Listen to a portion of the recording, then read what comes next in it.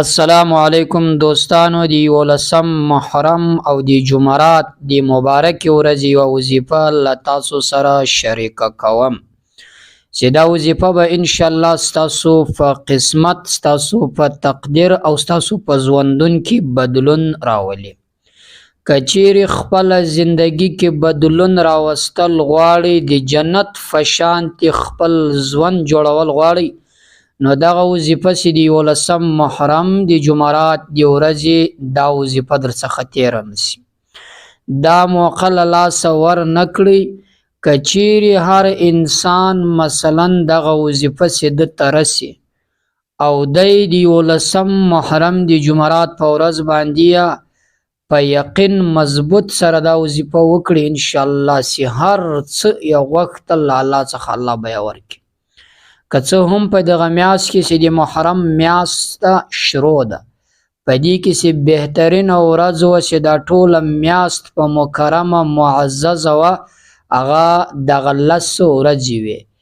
بیا په دې لسو ورځو کې خاص د لسم ورځ چې عاشورا ورته ویل کېږي خو هغه که چیرې زموږ او ستاسو له لاسه ووته یعنې تېره سوله بل کال چې بیا راځي بیا په مرګ و ژوند باور نسته ګوره پر چا باندې راسي پر چا نسي را خو یولسم محرم خو راپاته دولسم راپاته دیارلسم راپاته داسې تر پایه پورې که څه هم د لسم مقابله نسي کولی خو تر دې عامو ورځو تر دې نورو میاشتو بیا ډېرې بهترینې ورځې دي نو کوشش وکړئ دا موقع نو له لاسه مه ورکوئ که چیرې هم هغه تیرې وظایف تاسو نه یې کړې نو دغه وظایف دی ولسم محرم دی جمعرات چې ډیره بهترینه مبارکه ورځ د جمعرات ورځ ده ورپسې جمعه مبارکه دغه وظیفه که تاسو د جمعرات په ورځ وکړئ او که جمعرات در څخه تیرې د جمعې په ورځ یې وکړئ هم په دې کې کم مشکل نسته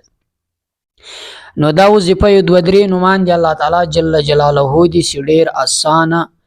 او ډیر طاقتور او ډیر پرتاثره دی که یو انسان په ژوند کې مثلا ډیر نایله وي یا ډیر پریشان وي که کاروبار وي د کاروبار له لارې پریشان وي که اولاد وي د اولاد له لارې پریشان وي که زندگی وي د زندگی له لارې پریشان وي پر ژوند باندې خوند یې نه وي اخیستی غواړي چې زندگی سمه مخته یوسي نو خپل ژوند برابرول غواړي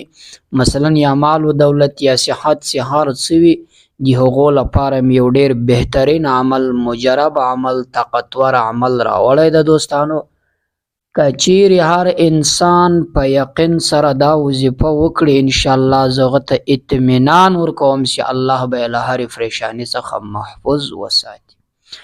یا یو انسان د یو حاجت لپاره کوي په دنیا کې که په زراو حاجتونه دی ولري انشاءالله د هغه حاجتونه به ټول الله ورپوره کړي او کدی د زړه تمناوي خواهشات مقصدونه پوره کول غواړي نو د دې وظیفې عمل چې دی وکړي انشاءالله تر بل جمعراته به الله هغه هر کار سي او هغه مسله به حل کړي هر مشکل سي او هغه به ختم کړي په هر مقصد کې کامیابي غوښته په هغه کې به الله کامیابي دته ورنصیب کړي نو دوستانو د وظیفې عمل درته ښایم د وظیفې طریقه درته ښایم وظیفه به ښه په غور سره واورئ چې یو مثلا ټکی له تاسو څخه غلط نسي پر هغه طریقه باندې به یې کوئ کوم چې زه نن در سره شریکه کوم انشاءالله ستاسو په ژوند کې به بدلون راسي او تاسو به موږ ته دعاګانې وکړئ او له نورو ملګرو سره یې هم شریکه کړئ دا وظیفه شاید هغه هم له داسې مشکل پریشاني سره مخ وي د هغه په ژوند کې چې بدلون راغلی بدلون خو الله راوستی ثواب به یې ته سي سبب به یې ته سي نو تا ته به الله د هغه په بدله کې ثواب درکړي نو دوستانو د وظیفې عمل دا د جمعرات له ورځې یې شروع کړئ 5 وخت لمونځونه دي له هر لمانځه نه بعد یې وکړئ خو بیا کوشش وکړئ که له هر لمانځه نه بعد نسئ کولی